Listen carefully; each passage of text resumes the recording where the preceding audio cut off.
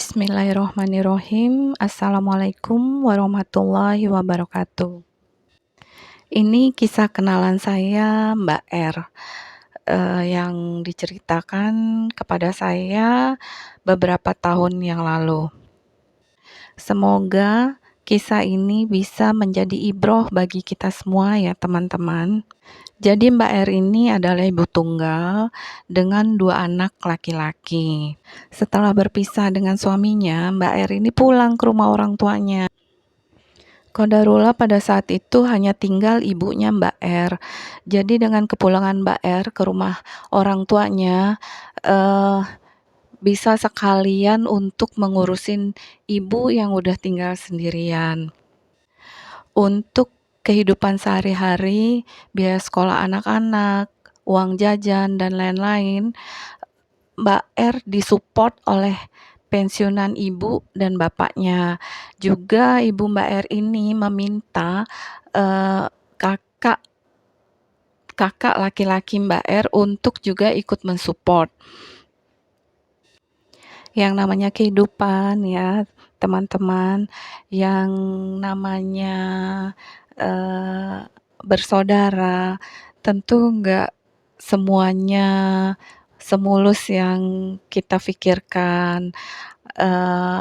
Kita ini hidup di dunia ya pasti dicoba ya, ada yang cobaannya orang tua, ada yang cobaannya saudara-saudaranya, ada yang cobaannya dari suaminya, ada yang cobaannya dari anak-anaknya, segala macam cobaan deh sampailah selesai masanya ya kita meninggal. Nah, Mbak R ini cobaannya pada saat itu memang dari mantan suaminya. Setelah pulang ke rumah orang tuanya, cobaannya ya saudara-saudaranya. Saudara-saudara Mbak R ini nggak suka gitu dengan Mbak R karena mereka menganggap Mbak R ini jadi benalu, bikin hidup ibunya susah, bikin berat juga saudara-saudaranya, terutama abangnya ya yang ikut membiayai Mbak R dan kedua anaknya. Jadi seringkali saudara-saudara Mbak R ini misu-misu, apalagi setelah ibunya Mbak R ini semakin lama kan semakin tua, semakin sakit-sakitan. Nah, sebelum terjadi apa-apa, saudara-saudara Mbak R ini udah kasih ultimatum kalau Mbak R ini ya cari kerja kek, atau cari suami kek yang bisa dan mau gitu loh, menanggung hidup Mbak R dan anak-anaknya. Qadarullah, Allah pun memanggil ibu Mbak R. Nah, setelah ibu Mbak R ini meninggal, saudara-saudaranya semakin nggak suka sama Mbak R. Mbak R pun bingung kan, tapi ya dia berusaha untuk mentulikan telinga, membutakan mata, mau nggak mau lah ya. Habis dia mau kemana lagi, terus dia juga bingung mau kerja apa. Nah, pada saat dia mengantarkan anaknya ke sekolah, Mbak R ini pasti menyempatkan diri untuk nimbrung di gerombolan emak-emak ya, biasalah kan, biasanya emak-emak tuh kadang suka nggak pulang ke rumah kan setelah mengantar anak mereka. Nah, di momen itulah Mbak R tanpa malu-malu bertanya, ada nggak di antara mereka yang tahu ada laki-laki yang butuh istri. Mbak R ini dengan cueknya menawarkan dirinya kalau dia perlu suami.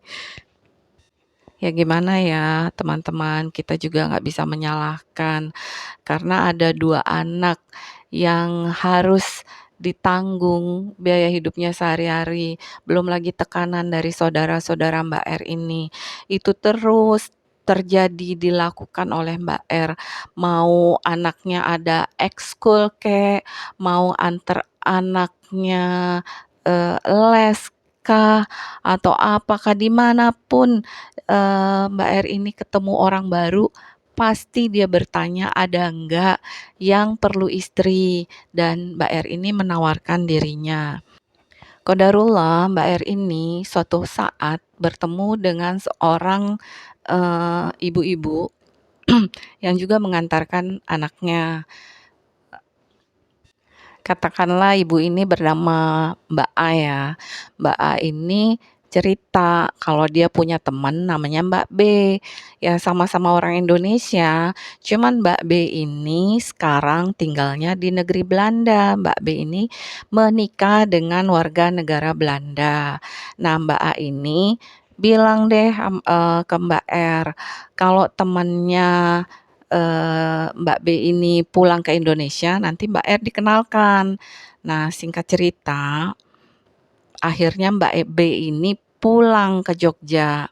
Nah, Mbak R dikenalkan oleh Mbak A ke Mbak B. Akhirnya Mbak B ini berteman lah ya dengan Mbak R. Walaupun Mbak B sudah pulang ke Belanda, tapi mereka tetap menjalin komunikasi. Nah, Mbak B ini berjanji dengan Mbak R, tolong doain aku ya, kalau aku bisa buka restoran satu lagi, aku akan biayain kamu untuk terbang ke sini, ke Belanda. Nah, untuk informasi, buat teman-teman, Mbak B ini di negeri Belanda, membuka rumah makan Indonesia.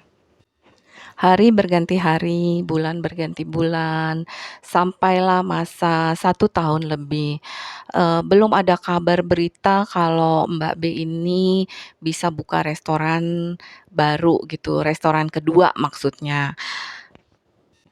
Selama masa itu, sebenarnya Mbak B juga udah berusaha ya, kalau misalnya ada laki-laki yang, mencari istri, Mbak B ini akan menyambungkan lewat sambungan telepon tentunya ke Mbak R. Tapi ya karena pada masa itu kan belum ada video call ya teman-teman. Nah, karena Mbak R ini nggak bisa bahasa Inggris dan nggak bisa bahasa Belanda. Jadi ya susah dong ya, mau komunikasinya, apalagi kan belum ada video call. Jadi ya gimana dong, diem-dieman, atau yang satu pakai bahasa Belanda, yang satu pakai bahasa Indonesia. Tentunya nggak nyambung, dan sudah beberapa calon suami yang perkenalkan kepada Mbak R ini dan selalu gagal total. Hingga suatu hari Mbak R ini, diminta seorang temannya, menemankan temannya ini gitu, eee pergi ke Solo. Nah, di Solo ini qadarullah Mbak R ini ketemu dengan seorang bapak-bapak tua. Bapak itu menyarankan Mbak R, untuk coba deh riyadoh 41 hari tahajud jangan pernah putus. Kalau misalnya datang bulan, ya nggak apa-apa gitu, begitu selesai langsung disambung. Nah, apa yang disarankan oleh si bapak tua ini, langsung deh dikerjakan oleh Mbak R ini ya. Qadarullah, Mbak R ini alhamdulillah mampu melaksanakan riyadoh. Hanya cerita Mbak R, di hari ke-41, Mbak R itu kecapean banget, sampai dia nggak bangun tahajud, itu dia takut banget ya. Akhirnya Mbak R ini menyempatkan diri untuk ke Solo, bercerita ke bapak tua, soal dia apa namanya, kurang 1 hari, tahajudnya. Terus si bapak ini bilang, "Ya nggak apa-apa, yang penting kan sudah, genap 40 hari." Beberapa bulan kemudian, Mbak R dapat kabar baik dari temennya Mbak B, yang menjanjikan ya kalau dia, buka restoran kedua, dia akan traktir Mbak R untuk, terbang ke negeri Belanda. Alhamdulillah kabar baik itu benar-benar terwujud. Mbak B ini ngirimin uang ke Mbak R untuk ngurus, visa, untuk buat paspor, terus untuk transportasi dari Jogja ke Jakarta, untuk penginapan, untuk, uang jajannya, pokoknya semuanya difasilitasi deh. Wah, alhamdulillah ya teman-teman. Sampai selesai urusan surat menyurat dan tiba waktunya Mbak R ini berangkat ke negeri Belanda. Uang untuk tiket pesawat juga Mbak B kirimkan untuk Mbak R. Eee, tapi Mbak R cerita ya, karena dia kan nggak dikasih uang sangu untuk pegangan dia dari Indonesia sampai ke Belanda. Mbak B bilang, "Kan nanti, kamu kalau udah sampai di sini aku jemput." "Lah nggak bisa gitu dong," kata Mbak R kan, "nggak bisa gitu dong, masa aku nggak bawa pegangan duit, entar kalau di jalan ada apa-apa, mau gimana coba? Kalau aku pengen jajan." Aduh emang agak lucu deh Mbak R ini. Ya alhamdulillah ya, saking baiknya nih si Mbak B nih, ngirimin lagi uang untuk, pegangan Mbak R selama perjalanan, Indonesia sampailah ke Amsterdam.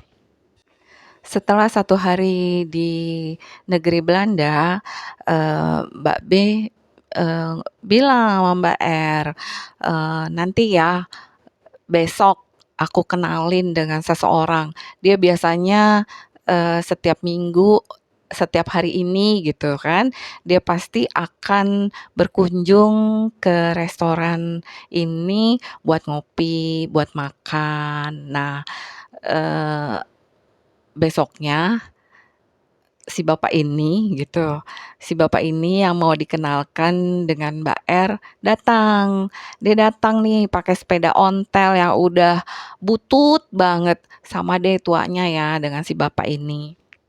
Mbak R cerita ke saya kalau dia nggak peduli deh mau tua kek, mau dan dia juga nggak milih gitu, nggak harus orang kaya, yang tajir melintir, yang gimana, pokoknya yang penting, tuh orang punya penghasilan dan mau ngebiayain hidup dia dan kedua anaknya. Saking dia udah hopeless banget dan pengen cepet-cepet, keluar dari rumah almarhumah ibunya. Nah, Mbak B ini dengan cueknya nanya nih sama si bapak ini, kamu mau nggak punya istri?" Dan bapak itu ya sedikit malu-malu ya Mbak R cerita. Bapak itu bilang dia mau gitu kan. Mbak B nanya, "Kamu mau nggak sama temanku ini?" Dia bilang mau. Nah, dia janji itu besok besok itu dia berjanji mau bawa Mbak R itu makan keluar. Nah, singkat cerita besoknya si bapak ini datanglah ya menjemput Mbak R. Nah, pada saat itulah Mbak R itu nggak nyangka bahwa si bapak ini ternyata lumayan juga. Lumayan berduit teman-teman, alhamdulillah. Mbak R ini dijemput pakai mobil yang mereknya lumayan terkenal, nggak perlu lah saya sebutin ya teman-teman.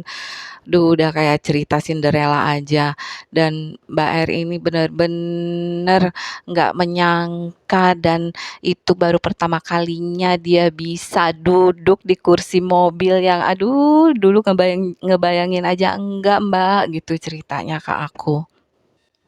Nah, karena Belanda ini, berbatasan dengan negara-negara lain dan Mbak R diajak makan ke Belgia pada saat itu.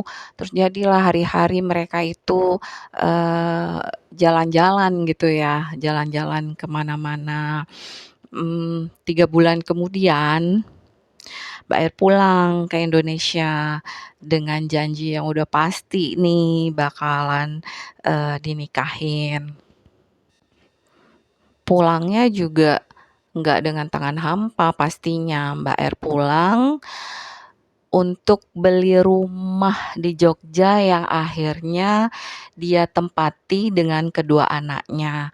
Sampai pada akhirnya Mbak R ini mengurus segala surat-surat untuk menikah di Belanda. Gitu teman-teman ceritanya. Nah, anak-anaknya Mbak R ini juga disekolahin ya sama si suami Mbak R ini. Nah, dan, mmm, cerita yang uniknya nih teman-teman, tapi, jangan ditiru ya teman-teman ya. Ini ajaib banget yang luar biasa janji Allah. Mbak R juga cerita bahwa ternyata dia itu nggak pernah sholat. Dan selama dia diminta sholat untuk melakukan riyadhah, tahajud 41 hari, itu yang dia kerjakan itu cuman tahajud doang, dan sholat 5 waktunya nggak dikerjakan. Dia benar-benar yakin akan kekuatan doa-doa di saat tahajud. Nah, teman-teman, apalagi kita ya, kalau kita, apa namanya, berusaha untuk taat dan takwa apa yang diperintahkan oleh Allah, sholat 5 waktu, tepat waktu. Ini bukan hanya cerita Mbak R ya yang seperti itu. Bahkan ada beberapa teman-teman saya yang non-muslim, eee, sudah mengikuti, apa namanya, mengikuti kita gitu. Mereka bangun di tengah malam dan doa khusus. Ya mereka nggak pakai tahajud, hanya berdoa aja karena temenku itu bilang, eee, dia tahu gitu, kita yang Islam kan melaksanakan ibadah tengah malam atau sepertiga malam dan, doanya itu benar-benar insyaallah dikabulkan Allah. Jadi ya gitu teman-teman, eee, usahain, dipaksakan. Ini nasihat juga buat saya, jangan males-males. Saya sendiri aduh seringkali males banget, ada aja alasannya. Ya gitu ya teman-teman, kita sama-sama.